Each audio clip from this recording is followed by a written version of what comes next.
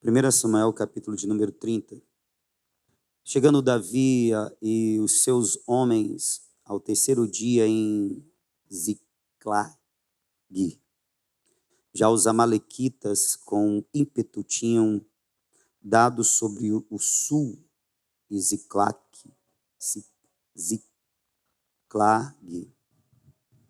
e tinha ferido a Ziclag e a tinham queimado a fogo. Tinham levado cativas as mulheres e todos os que lá se achavam, tanto grandes quanto pequenos. A ninguém mataram, tão somente os levaram consigo e foram ao seu caminho. Quando Davi e os seus homens chegaram à cidade, encontraram-na queimada a fogo, e suas mulheres, seus filhos e suas filhas levados cativos. Então Davi e o povo que se achava com ele alçaram a sua voz e choraram, até que não houve neles mais forças para chorar. Também as duas mulheres de Davi tinham sido levadas cativas, Ainoã, a Jezreelita, e Abigail, que fora mulher de Nabal, o Carmelita. Davi muito se angustiou, porque o povo falava em apedrejá-lo. A alma de todo o povo estava cheia de amargura, por causa dos seus filhos e das suas filhas. Mas Davi se fortaleceu no Senhor, seu Deus. Então disse Davi a Abiatar, o sacerdote, filho de Aimeleque: traze-me aqui a estola sacerdotal. Abiatar trouxe a estola sacerdotal a Davi e consultou Davi ao Senhor: perseguirei eu a esta tropa? Alcançá-la-ei? Respondeu-lhe o Senhor: persegue-a, de certo a alcançarás, e tudo libertarás. Amém? Somente até aqui. Eu quero tomar a vida de Davi para falar sobre o tempo, né? O tempo para se viver o propósito. No domingo passado, eu quis mostrar aos irmãos que o propósito do crente, de uma forma geral, é viver segundo a vontade de Deus, como disse o apóstolo Pedro. E esse viver segundo a vontade de Deus só é possível, primeiramente, porque houve um voltar-se de Deus em nossa direção, houve um encontrar de Deus a nós, e houve da parte de Deus, por meio do seu Espírito, mediante a oferta de vida, do sacrifício de Jesus, um santificar do nosso ser, um santificar das nossas vidas.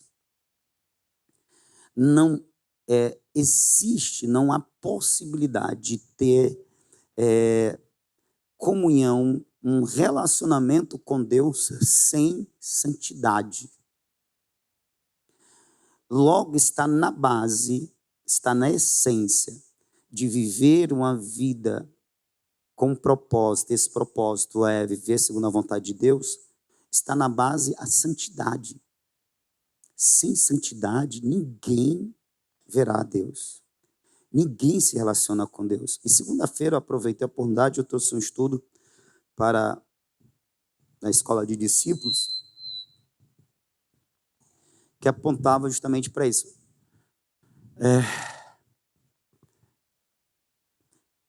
A santidade, ela é tão exposta nas Escrituras como um fundamento, como necessário, pois sem ela não existe, que isso é muito bem figurado no tabernáculo. Aí eu falei do tabernáculo, né? O lugar santíssimo, o lugar santo, isso, o tabernáculo. No átrio tínhamos o altar do sacrifício, a bacia de bronze com a água. Veja, a santidade, ela está na essência do relacionamento com Deus. Não se pode servir a Deus sem santidade. Tanto é, isso é figurado no tabernáculo, quando, antes de entrar no tabernáculo, era preciso, logo, primeiramente, chegar-se ao altar do sacrifício. O altar do sacrifício é o altar onde se leva a vítima, a oferta, o animal que morreria no lugar do culpado, para que este culpado alcançasse o perdão de Deus e ele estivesse apto, então, para cultuar a Deus. O culto a Deus só era aceito mediante o perdão alcançado pela oferta, pela vítima, pelo derramar de sangue. O derramar de sangue e o perdão alcançado é a santificação do indivíduo, do adorador, para que este esteja apto para adorar a Deus. Começa com santificação. Sem santificação não há adoração, não há serviço, não há comunhão, não há relação. Por isso, o Filho de Deus veio para dar a vida em resgate de muitos. Por isso ele disse: este é o sangue da nova aliança derramado para a remissão de muitos, para o perdão de muitos. Porque o perdão é a remoção da culpa, do pecado, é a santificação. A santificação se dá pelo perdão que alcançamos.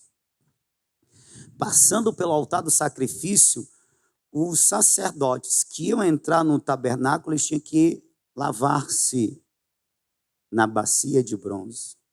Uma bacia enorme que tinha águas, eles se lavavam ali. Eles não entravam sem passar pelo altar e sem passar pela bacia de bronze, onde eles se lavavam.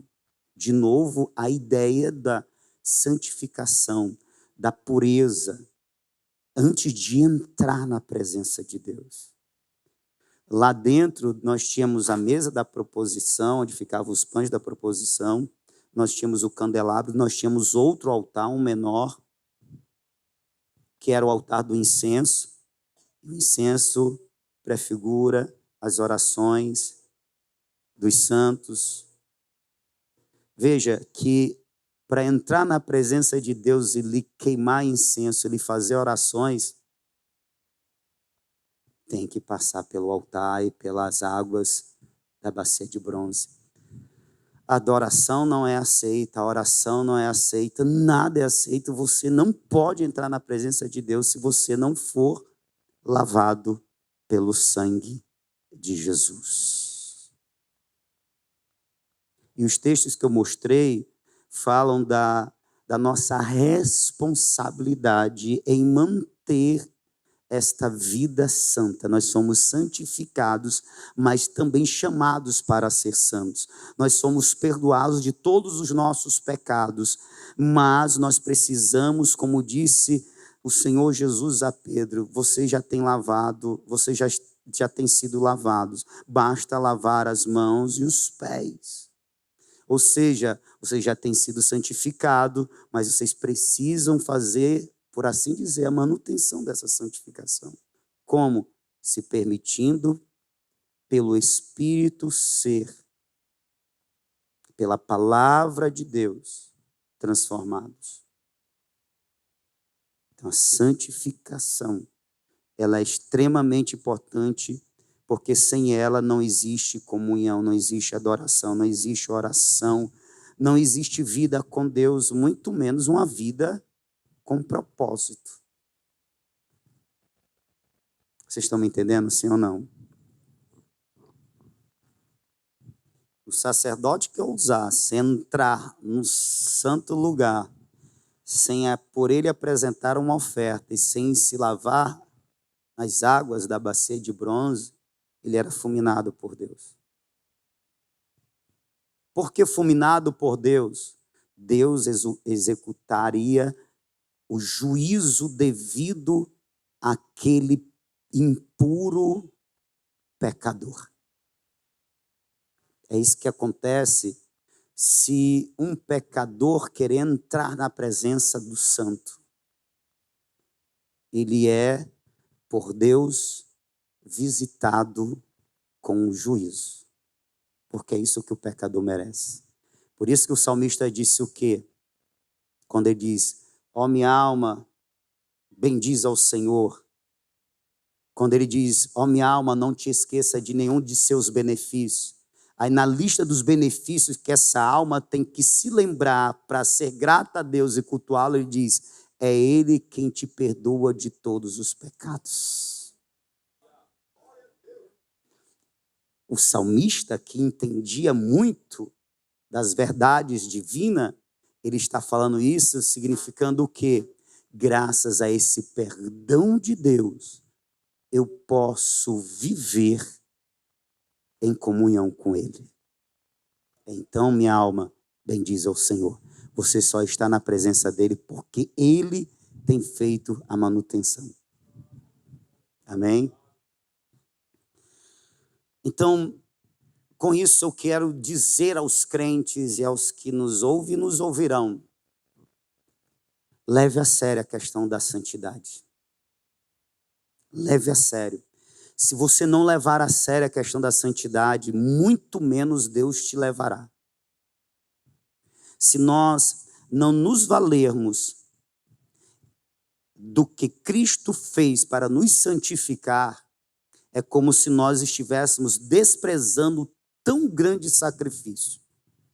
O que nos resta, então, é o juízo devido de Deus, o pagamento devido de Deus para com os nossos atos de pecado. Juízo, punição. Leve a sério a santidade. Ele nos santificou e no nosso viver, porque existe uma santificação posicional e uma processual. A processual existe, portanto, uma cooperação entre nós e o Espírito de Deus. E é nesse ponto aqui que muitas pessoas se perdem. Porque não levam a sério. E se negam. E resistem ao Espírito. E resistem ao Espírito. E resistem ao Espírito Santo até que o Espírito Santo não mais insiste com essa pessoa. E a questão de um viver santo não é legalismo, não é história de igreja legalista. É algo de Deus.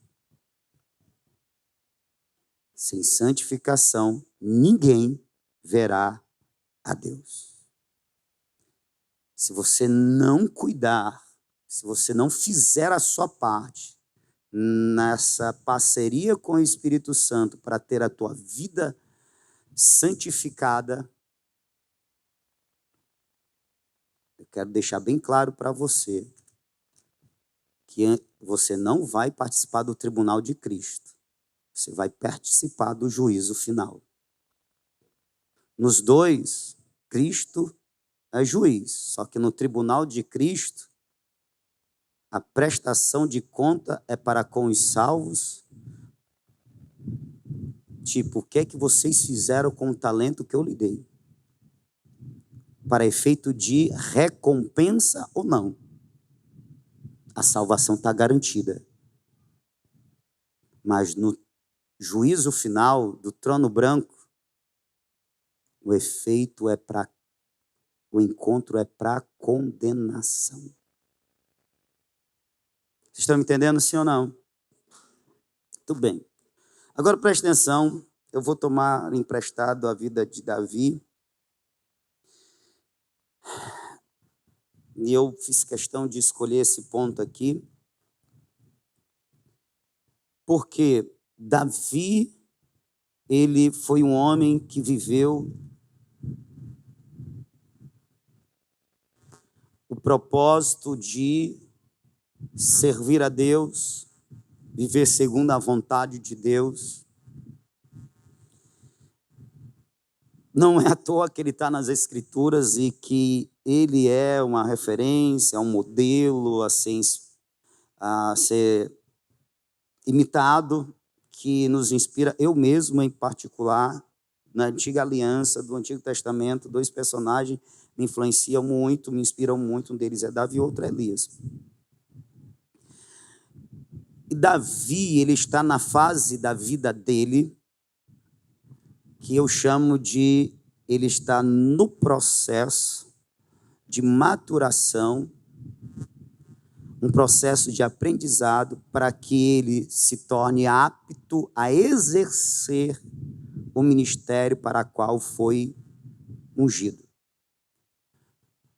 O ministério para o qual ele foi chamado, escolhido. Afinal, como diz as Escrituras, achei Davi um homem segundo o meu coração.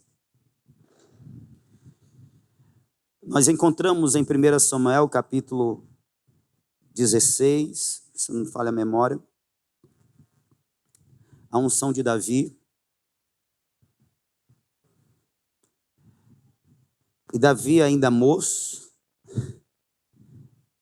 lhe é revelado quem ele seria em Israel, quem ele seria para Deus e qual era o propósito de Deus para a vida de Davi, qual era a vontade de Deus para a vida de Davi. É revelado a ele. Você será príncipe em Israel, príncipe no sentido de principal. Entre todos, o principal, serás rei. E ele ouve isso de muito novo, na sua adolescência, no início da sua adolescência, os estudiosos não sabem muito bem datar, talvez os 15 anos, 16, mas novo. E como é que Davi lida com isso? Davi, ele é humilde ao ponto de não se ensoberbecer sobre seus irmãos, sobre seu pai, sobre os seus amigos, vizinhos, que seja, afinal, porque eu digo se ensoberbecer? Primeiro, pela sua idade tenra, e segundo, pelo que ele foi, ou para que ele foi ungido. Ele foi ungido para ser o principal entre todos os israelitas, para ser rei. Então ele já poderia, se não tivesse um coração humilde, já destratar seus irmãos, desconsiderar seu pai, desdenhar dos seus amigos. Mas não é isso que nós vemos nas Escrituras. Nós vemos um Davi que continua na sua humildade, simplicidade, servindo ao seu pai como o seu pai lhe pede. Ele continua pastoreando as ovelhas de seu pai. Ele continua cumprindo as ordenanças de seu pai. Uma delas é levar o lanche para os seus irmãos que estão em guerra. Menino simples. Só que a gente está numa fase da vida de Davi que, presta atenção, Davi não sabia, mas ele está numa fase do processo que é tipo assim, falta essa última provinha antes de você iniciar o seu ministério como rei. Falta essa prova. Só que Davi não sabia. O que Davi está vivendo é um período de, não sei, a Bíblia também não fala quantos anos de perseguição ele sofreu, mas é provável que, no mínimo, ele esteja aí uns 7 a 10 anos de perseguição. Você tem ideia do que é isso?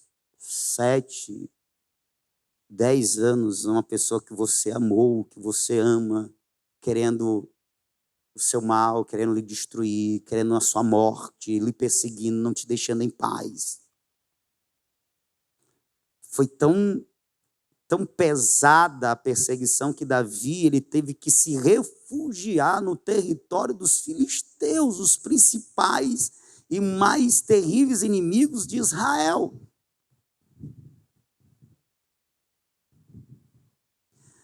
Ou seja, a perseguição foi tão intensa da parte de Saul que ela chega a ser maior do que a luta, do que os inimigos filisteus. E você sabe o que é isso? Eu acho que a gente pode imaginar, mas na verdade, a gente não sabe de fato, porque a gente não passou uma perseguição como a de Davi, que teve que viver errante de uma cidade a outra, sem sossego, porque Saul está sabendo que eu estou aqui, eu tenho que sair às pressas, sem moradia fixa. Você sabe o que é isso? A gente não sabe, sabe por quê? Porque os nossos sonhos é ter uma casa, a gente compra casa, com muita luta, é verdade, a gente mobília a casa, a gente tem o nosso lugar, mas você sabe o que você passa anos da sua vida não podendo ter um lugar, porque o teu inimigo quer ver a tua morte e te persegue. Assim foi a vida de Davi por muitos meses e alguns anos. E agora Davi chega em uma fase de sua vida, ou em uma prova de sua vida, que as lágrimas são o seu consolo. E o que é? Ele fora dispensado da batalha que haveria entre os filisteus e Saul. Isso é bom para ele, porque no fundo Davi não queria lutar contra Saul. E quando ele volta, ele tem uma visão terrível daquele lugar que provisoriamente estava sendo a sua morada entre os seus inimigos. Ziclag. Ele vê a cidade destruída, incendiada. Ele procura a sua família. Onde está a sua família? Não está ali. Suas esposas, seus filhos não estão ali. E aí, se não bastasse viver uma vida de perseguição, agora a sua família foi afetada de uma tal forma que ele vê a possibilidade clara de perder a família, de perder a esposa, de perder seus filhos. Essa possibilidade é real, ela está diante de seus olhos. Onde está a sua família? Foi levada pelo inimigo.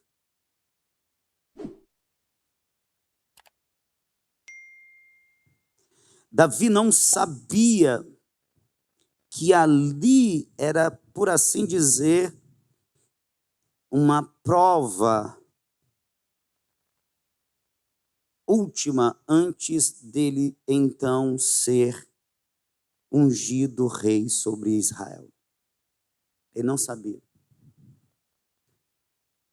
E como é o comportamento de Davi? Bem, Davi faz o que todo ser humano naturalmente faz. Ele se lamenta. Ele sofre. Então Davi e o povo que se achava com ele alçaram a sua voz, gritaram e choraram até que não houvesse neles mais força para chorar. E naquele tempo não tinha remedinho não, irmão.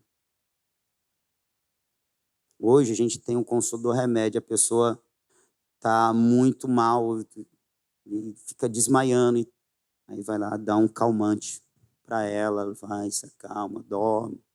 Quando acorda, chora de novo. dependendo do estado emocional, mais um calmante. Naquele tempo tinha calmante não. Eles choram até perder as forças.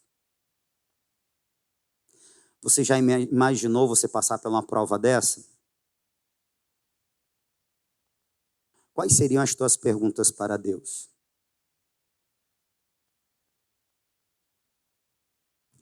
Você aceitaria uma prova dessa? Como é que o teu coração reagiria caso Deus lhe tirasse algo que você ama muito? Ou permitisse que o inimigo tirasse algo que você ama muito? Acorda, crente. Qual seria a sua reação? Será que de fato nós estamos vivendo? Nós estamos nos permitindo viver a vontade de Deus? Eu estava sentado aí, eu estava pensando e me veio o seguinte pensamento. O que nos incomoda? O que nos incomoda, o que nos deixa inquieto, desconfortável a alma? O fato de nós não estarmos vivendo a vontade de Deus, o fato de nos apercebermos, poxa, eu não estou vivendo a vontade de Deus. Eu não estou me entregando, eu não estou me rendendo, eu não estou me esforçando, eu não estou me empenhando. Eu sei que eu poderia viver mais, eu poderia me entregar mais. E eu sei que eu não estou fazendo isso. Isso está incomodando a minha alma. O que incomoda a minha alma? É isso ou o que incomoda a minha alma é o fato de que Deus não está fazendo a minha vontade. Que eu tenho coisas que eu desejo, tem coisas que eu tenho apresentado a Ele em oração, que eu tenho buscado tão intensamente, mas Ele não tem me respondido, ou se me respondeu foi com não. Isso está me gerando um desconforto, um desprazer. O que nos incomoda? É o fato de nos apercebermos que nós não estamos vivendo a vontade de Deus como deveríamos e podemos viver, ou o fato de que Deus não está fazendo, cumprindo, realizando a minha vontade. Eu não sei se você entende esta pergunta, mas ela define muito quem nós somos em Deus. E qual é a nossa relação com Deus. O que incomoda a tua alma, crente? O que está te deixando desconfortável? O que não te deixa pleno? O que está em ebulição no teu espírito, que te deixa triste, desmotivado?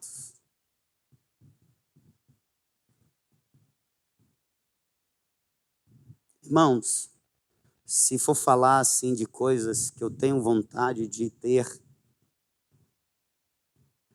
assim como você, eu também tenho. Mas eu posso dizer que nesses dias, nesses meses, nesses últimos anos, e graças a Deus por isso, uma das coisas que mais me incomodam é saber que eu poderia viver mais para Deus e o de Deus, que Deus tem para mim.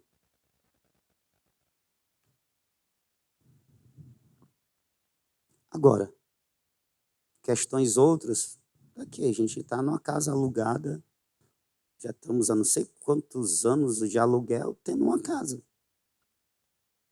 Vai para 2 anos, um processo para liberar a documentação da escrituração da casa para vender. Tem muitas coisinhas, outras que há necessidade, há vontade, mas o que me incomoda de fato é saber que eu poderia me doar mais e tenho me doado menos. Fazer com mais zelo e eu estou fazendo com menos.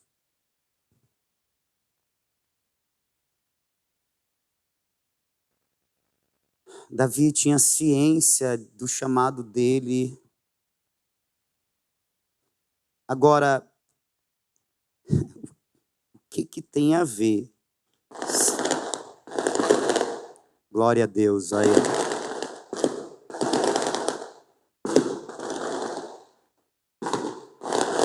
Jesus! Glória a Deus!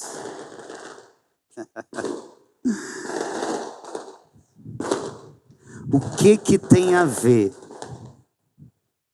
O que tem a ver o trono com a perda? O que tem a ver o trono com a perseguição? O que tem a ver? Porque ele foi chamado para ser, ele foi ungido para ser rei. Então, uma das perguntas era: Senhor, o que tem a ver? Que poderia surgir no coração de Davi. O que tem a ver o trono onde eu vou me assentar e vou governar o teu povo por ti e para ti, com a perseguição, com essas lutas, com essas perdas? Mas a Bíblia não registra que Davi fez questionamentos, que Davi tinha dúvida de alguma coisa, que Davi... A Bíblia registra assim: ele sente dor porque ele é um homem, ele fica abatido, ele chora porque há a possibilidade dele não ver mais a sua família. Mas isso de maneira nenhuma retira do coração de Davi o propósito que ele tem de servir a Deus e de ser, como Deus assim ungiu, um rei segundo o coração de Deus. Você está entendendo o que eu estou querendo dizer? Eu estou querendo dizer que as perdas nesse processo que ele está vivendo não retiram dele o propósito, a intenção, o desejo, a disposição de continuar sendo aquilo para qual Deus o separou. Eu pergunto, é verdade isso na sua vida? Primeiramente, você vive um propósito. Você vive aquele propósito geral. Viva segundo a vontade de Deus. Você procura conhecer a vontade de Deus para a sua vida?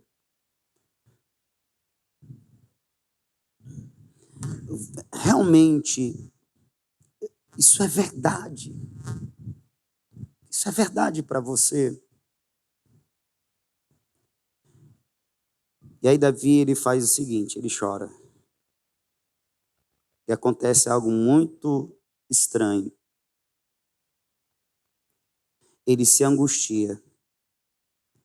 Existe a tristeza e a angústia. Só que a angústia que vem é porque aqueles que estavam com ele, que andavam com ele, culpam ele daquela perda e intentam a intenção, sim, de apedrejá-lo. Ou seja, mesmo entre os mais achegados, Davi nessa situação, nesse momento, é mal visto, é culpado da situação, ao ponto de os seus amigos, seus companheiros de guerra, querer apedrejá-lo, matá-lo. Ou seja, se não bastasse a perda da família, ele perde também os amigos. De tal forma que os amigos querem matá-lo. Eu pergunto, quem de nós resistiríamos isso? Eu não sei se Davi ele entendia que tudo isso que ele estava vivendo fazia parte de um processo na qual ele estava sendo preparado, estava sendo conduzido a uma maturidade espiritual. Eu prefiro acreditar que sim, ele sabia, pelo fato dele não murmurar, dele não resistir, dele não abandonar, dele não agir com rebeldia. Eu prefiro acreditar que Davi entendia que tudo aquilo era um processo que estava gerando nele maturidade, que estava forjando ele, o homem que ele precisava ser para ser rei. E aqui nós temos um ponto muito importante na nossa caminhada que muito crente não entende, muito crente não aceita, o que é: existe um processo. Por isso que eu falei no domingo passado que Jesus não aceita porque do propósito, porque do tempo. O tempo é no tempo que o processo acontece.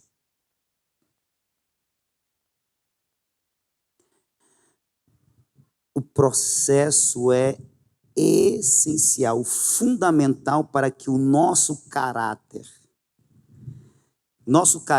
corrompido e distorcido pelo pecado, e principalmente quem veio do mundo, todo torto, ele é essencial, é no processo que Deus vai dando nova forma, um novo molde. Molde esse segundo o caráter de Cristo Jesus. Modelo por excelência. Então, nós sofremos perdas, nós sofremos perseguições, nós sofremos a incompreensão dos amigos. Nós sofremos e esse sofrimento faz parte. Porque são nos momentos difíceis, são nas situações difíceis, são nos sofrimentos que nós temos a oportunidade de aprender e nos tornarmos fortes. Tem um exemplo, não sei se eu já dei aqui, acho que eu já dei. Uma das nações mais prósperas da face da terra é a nação israelense. Uma nação pequena, com seus 8 milhões, se não me falha a memória, 10 milhões, alguma coisa assim, do tamanho do nosso estado menor, Sergipe, em território, mas é uma nação próspera, é uma nação tipo, como se dizia antigamente, de primeiro mundo. O Brasil ainda está lá no terceiro, né? O Brasil é emergente, não emerge nunca, por causa da corrupção. Israel, Brasil, quantos anos tem o Brasil? 500, né? Israel de refundação, 74 anos. Se tornou uma nação próspera, o Brasil continua essa nação emergente, com 500 anos. Só que olha a história do Brasil, olha a história de Israel, mas usando Israel como exemplo, o povo judeu aprendeu se tornou resiliente, se tornou forte pelos muitos sofrimentos que passou, desde da diáspora do ano 70 depois de Cristo. O povo judeu foi perseguido pela Igreja Católica, foi perseguido por Hitler. O povo judeu, eles não tinham quietude, porque eles estavam numa nação, aí invejavam eles, tomavam a posse deles. Aí foi um povo que aprendeu o seguinte: nós não vamos desistir jamais.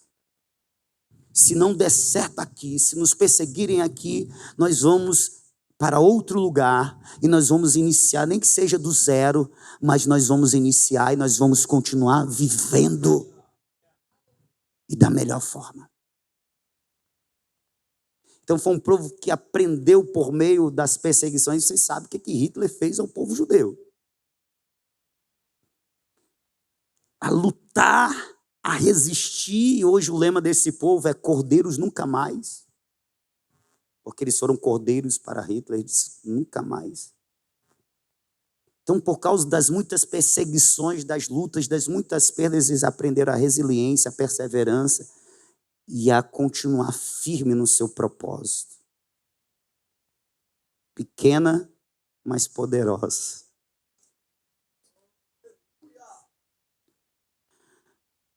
Davi, ele começa a ser perseguido muito jovem. Davi começa a sofrer muito jovem. Ele foi ungido por Deus e com pouco tempo começa a perseguição. Mas é um adolescente que está sendo por Deus transformado em um homem.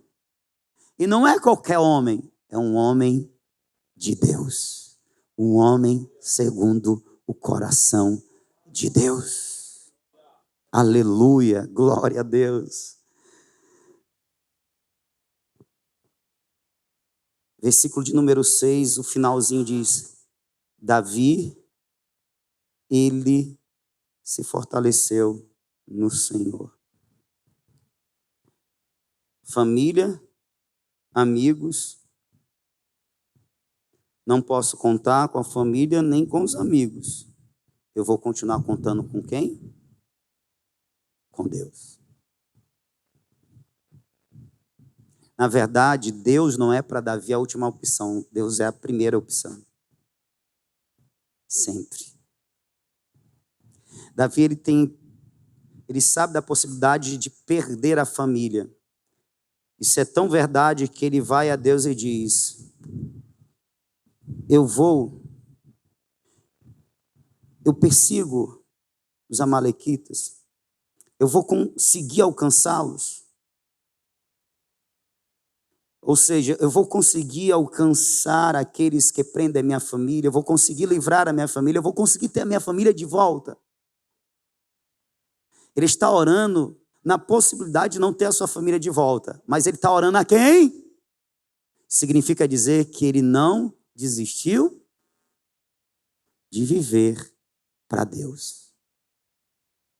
Mesmo que Deus não desse a ele a sua família de volta. E aí, irmão, dá para aprender alguma coisa aqui?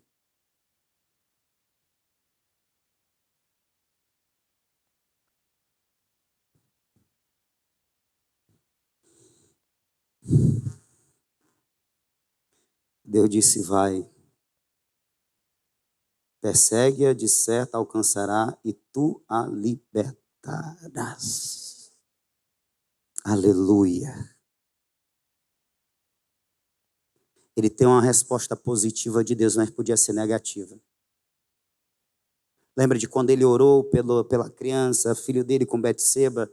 Ele passou o dia todo em jejum, em oração, prostrado, deitado ao chão, pedindo a Deus que livrasse a criança da morte. Deus não livrou? Qual foi a reação de Davi? Quando ele soube que a criança morreu. Ele vestiu-se, banhou-se, comeu e foi adorar o Senhor. Por quê? Porque o propósito da vida de Davi não eram seus filhos, não era sua família, não eram seus bens, era Deus. É difícil ouvir isso, né? Sim ou não? Porque a gente tende a se apegar àqueles que a gente vê, aqueles que a gente pode tocar, aqueles que a gente diz é nosso sangue.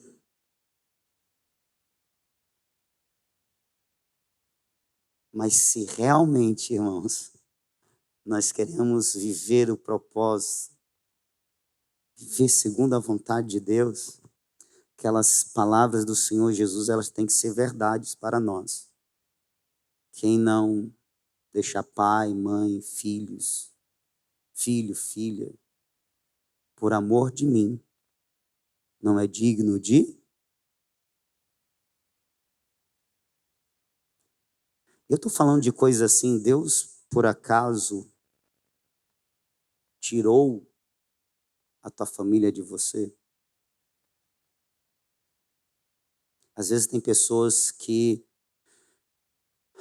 provam que realmente não vivem a vontade de Deus, mas querem viver para que Deus cumpra a sua vontade. Que uma perda, um não de Deus, um silêncio de Deus já é suficiente para essa pessoa não mais seguir a caminhada. Se revoltar e desistir. Eu costumo dizer que essas pessoas, na verdade, não entenderam a mensagem de Cristo. Sim, ele tem uma resposta positiva. Só que essa resposta positiva não significa dizer que tudo vai voltar a ser sem que haja da parte dele um esforço. Ele vai ter a sua família de volta sem que haja uma luta, sem que haja um confrontar o inimigo, os amalequitas. Não. A ordem é: vai, persegue-o. Você vai alcançá-lo e você vai livrar eles. Isso eu garanto. Eu garanto que você vai livrar. Mas se você perseguir o inimigo, se você correr para lutar contra ele, se você se dispor e se levantar desse luto, e se você deixar de olhar para a intenção dos teus amigos que não compreenderam, quiseram colocar a culpa em ti, se você não se fizer de vítima, se você se erguer, confiando em mim, você vai ser um campeão. Aleluia. Mas lembre-se que parte do que? O meu propósito, Senhor, és tu. És tu. Se a minha vitória não vier de ti, ela não virá de nenhum outro lugar. Você está me entendendo, sim ou não? É porque existem pessoas, irmãos, que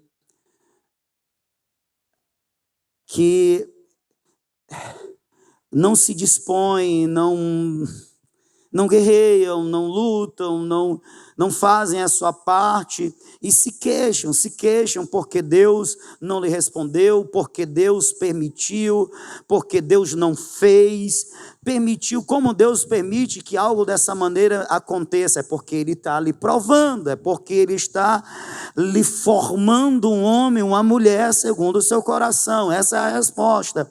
E porque Deus não faz, é porque tem coisas que Ele não vai fazer, Ele vai te dar condições de fazer, e isso também faz parte do processo, para te ensinar a ser um guerreiro vencedor.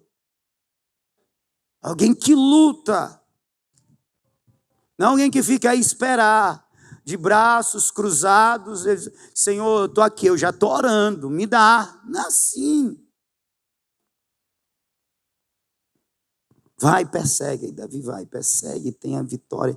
E aí eu quero caminhar para o fim, porque eu acho muito interessante que Davi, ao ter a vitória sobre os amalequitas e reconquistar não apenas a família dele, mas a família dos seus amigos, esses mesmos amigos que quiseram lhe apedrejar. Davi tem 2 momentos interessantes pós aprovação, que para mim se dá quando ele, ao invés de blasfemar, murmurar, ele vai a Deus dizendo: Senhor, só o Senhor pode me ajudar, só o Senhor pode reverter essa situação, o Senhor vai fazer isso, o Senhor vai fazer isso. Sabe, com o coração quebrado, Deus pode dizer um não. Mas ele disse um sim, então ele vai. E aí alguns dos homens ficam no acampamento, porque afinal poderia o inimigo dar uma volta, sei lá. E tem 2 pontos interessantes. Esses que ficam no acampamento, quando Davi volta com os despojos e vai fazer a partilha, Os que foram à peleja disseram a Davi, não, esses daí não foram, eles não vão receber não. Aí Davi disse, não.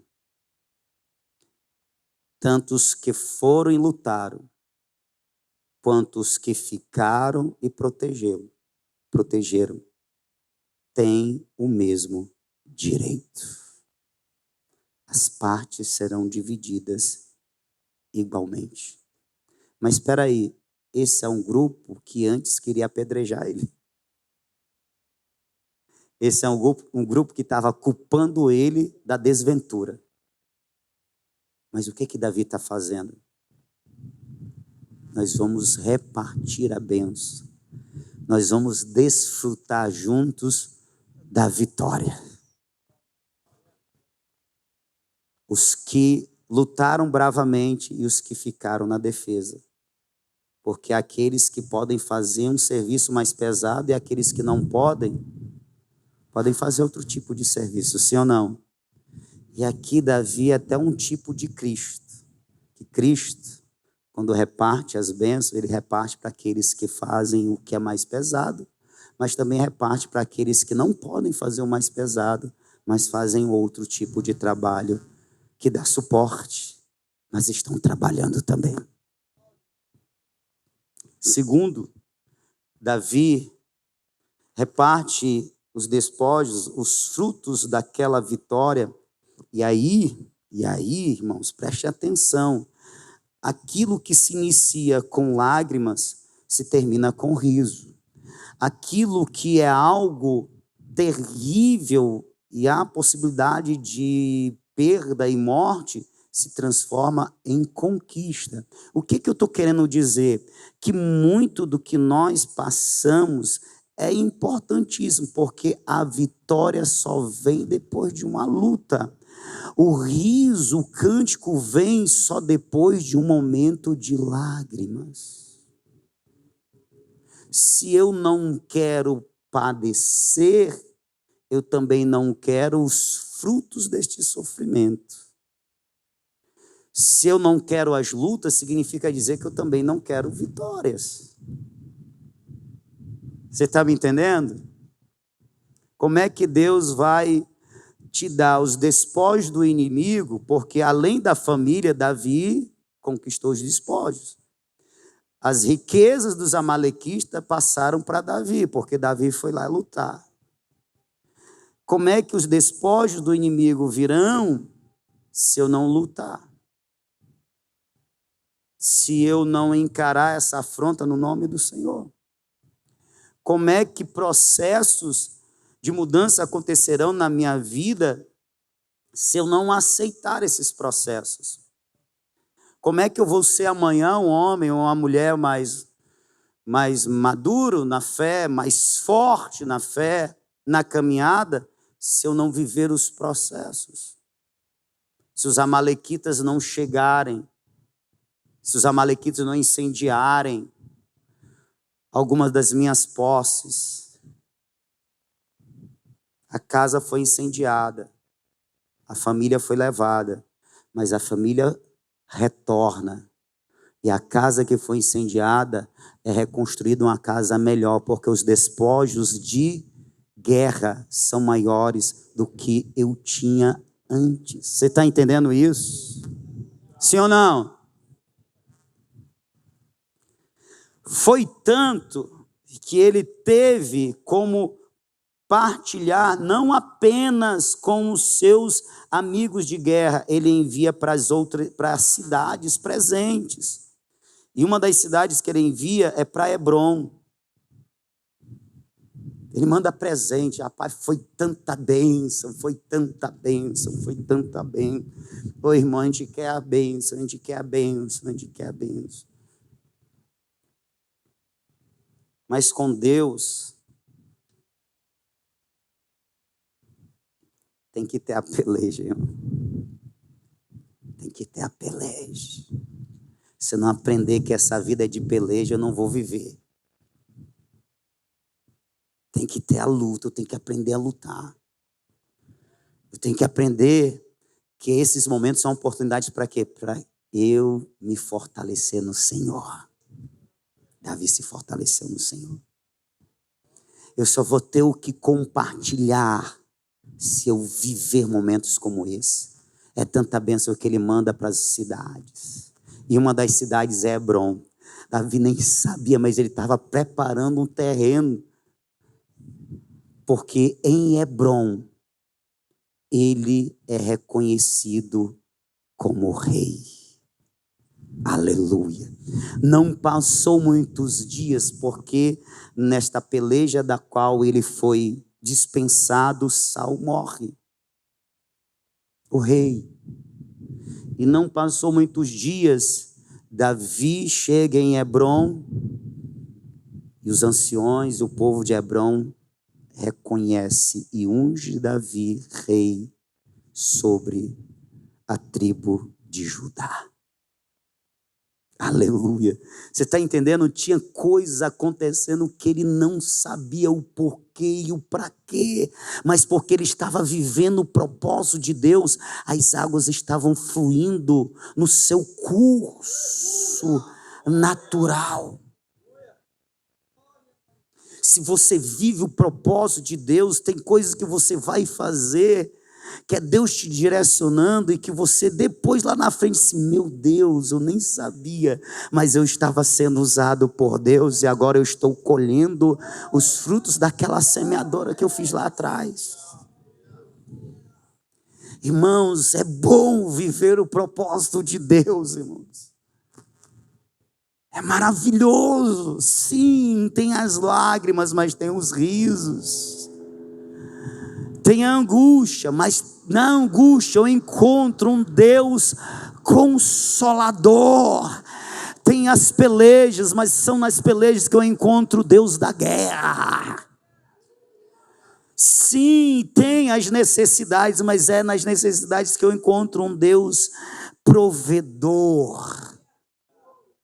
Tem os momentos de fraquezas, mas são nesses momentos que eu encontro o Deus forte, que me fortalece.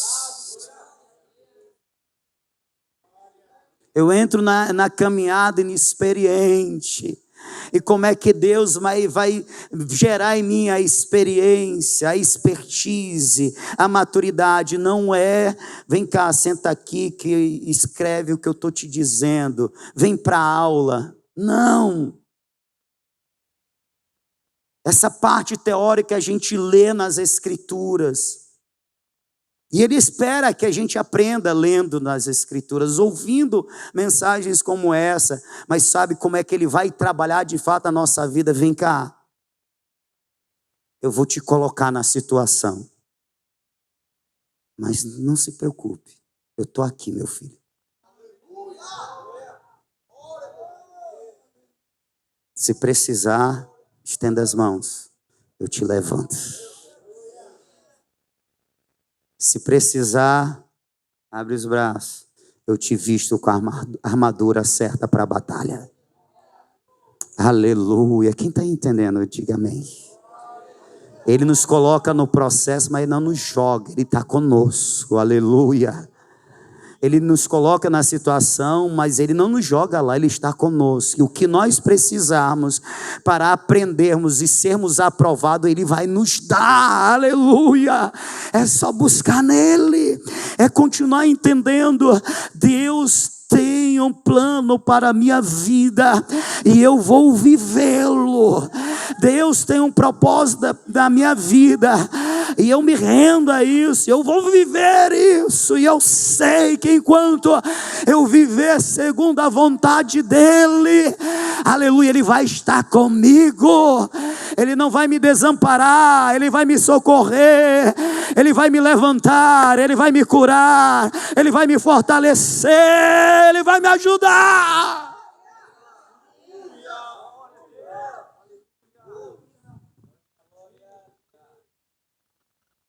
Eu não sou muito de fazer isso, mas quebra o gelo aí, olha para o teu irmão e diz assim: não fuja do processo.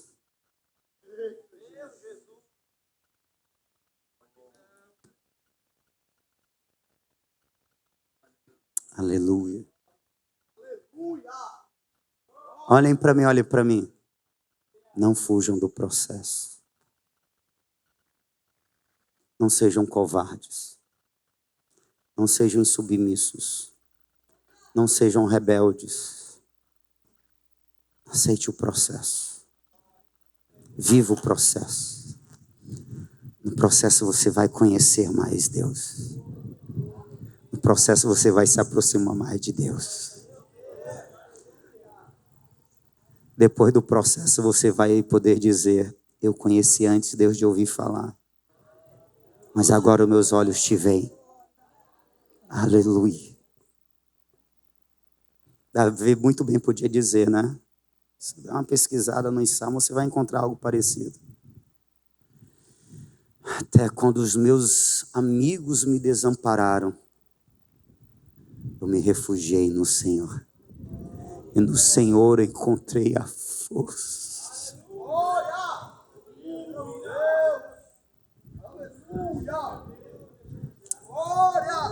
Aleluia.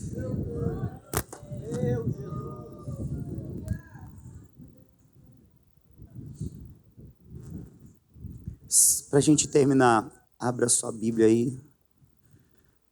Em 1 Crônicas, capítulo de número 29, versículo de número 28. Porque esse versículo fala de um estágio da vida de Davi que todos nós vamos passar. Todos nós, sem exceção. Todos nós vamos passar. 1 Crônicas, capítulo de número 29, versículo de número 28. Que diz assim: você achou?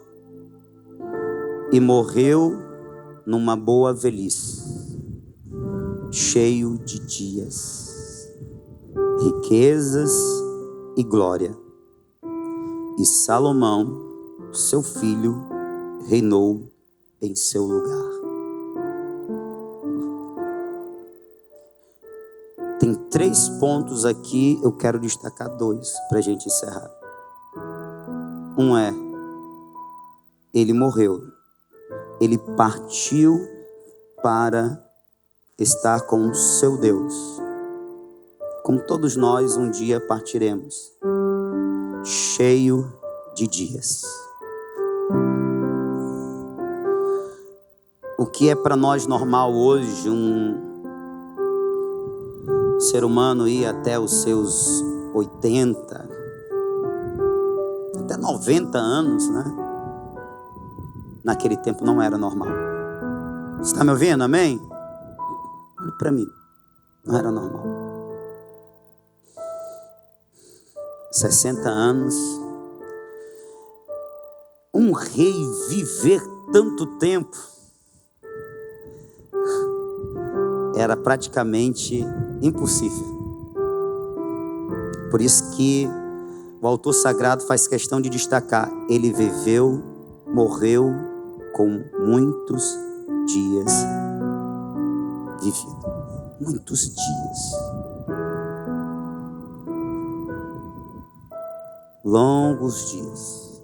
Foi uma grande vitória que Deus deu a Davi. Porque poderia ser que Davi, na sua trajetória, tá bom, Deus me chamou com 15 anos, eu comecei a exercer o ministério com 40. De 15 para 40 dá quanto? 20, 30, 40, 25 anos. Quer dizer, 37 Hebron, 37 anos e depois, com 37 anos, ele começa a reinar em Hebron, depois em Jerusalém. Depois de 7 anos, se não falo em memória, em Jerusalém. Então, quase 40 anos, quase 25 anos. 40 anos, um homem nesse tempo, 40 anos, já está entrando na velhice mesmo. Se vivesse muito, 60 anos, sendo rei, perseguição, inimigos, etc e tal, revoltas internas, levantes externos, o Senhor morreu muito cedo. Meu Deus, eu vou te servir quanto tempo? Aí Deus dá o quê? Mais 40 anos para ele. Ele morre com 80 anos de vida. Longos dias. E sabe qual é o segundo ponto? Davi tem a alegria de ver o seu filho lhe suceder ao trono, que era algo muito difícil naquele tempo também. Mas aqui eu aprendo outra lição. Uma pessoa que vive com propósito, ela vive longos dias. E segundo, ela se alegra em ver o seu legado permanecer. Ele se alegra em ver os seus filhos espirituais continuando o que um dia ele iniciou. Ele se alegra em ver os seus frutos na vida daqueles que por ele foram impactados, influenciados. Se o Senhor te levasse hoje, você tem filhos espirituais que continuariam o que você iniciou?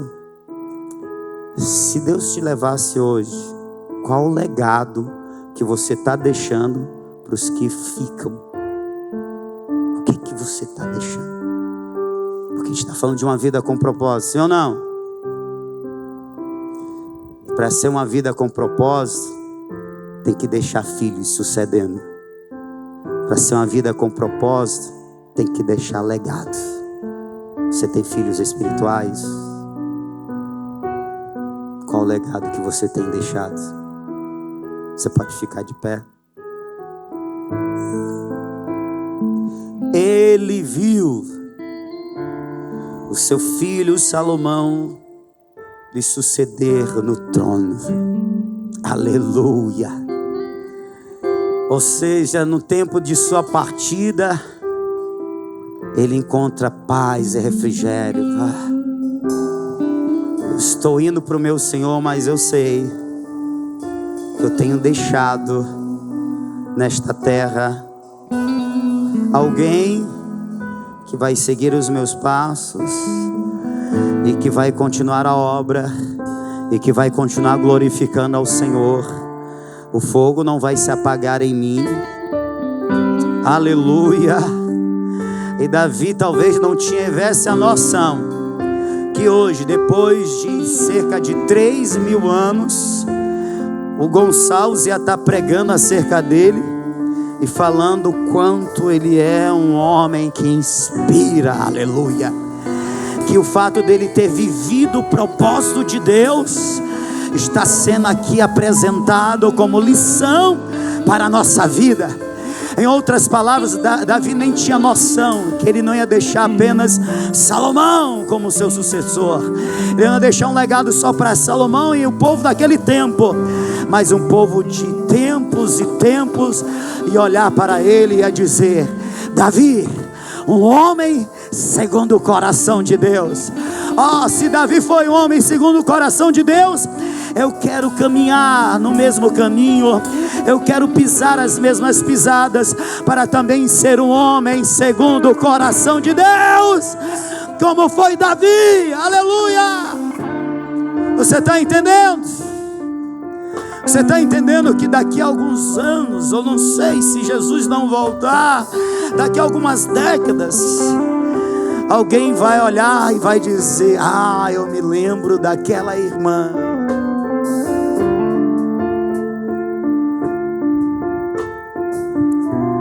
Os mananciais que virão olharão para esse tempo. Rapaz, os nossos pioneiros. Tinha lá o pastor, nosso pastor fundador, o pastor Josimar, a diaconisa, tinha aqueles crentes. Olha, nós temos os vídeos daquele povo servindo, meu Deus. Olha aqui, essa daqui é a irmã Aurilene, esse daqui é o obreiro Ivan. Eita, eles são usados por Deus. Eu quero ser usado, meu Deus, como foi a geração dos pioneiros. Eu quero ser um homem segundo o teu coração, como os pioneiros foram. Você está entendendo? Nós estamos trajetando, nós estamos semeando, e nós estamos, aleluia, deixando um legado. Por isso, se você está cansado, deixa eu te dar um conselho. Não dá um tempo não. Está me ouvindo? Se você está cansado, não dá um tempo não. Te volta para o Senhor teu Deus, porque escrito está: Ele dá força ao que não tem nenhum vigor. Faz como Davi, te fortalece em Deus. Permita que Ele renove as tuas forças, o teu coração, renove o teu amor, a alegria de servir, o prazer de viver o propósito. Se você estiver abatido, deixa eu te dar um conselho: não vai para o canto não, vai para Ele. Se você está choroso, chorosa, não desiste não. Chora na presença dEle. Aleluia. Ele vai enxugar dos teus olhos as lágrimas. Ele vai compreender o teu luto. Mas há um tempo para o luto. Terminado este tempo, levanta-te! Levanta-te! Levanta-te! E continua a caminhada.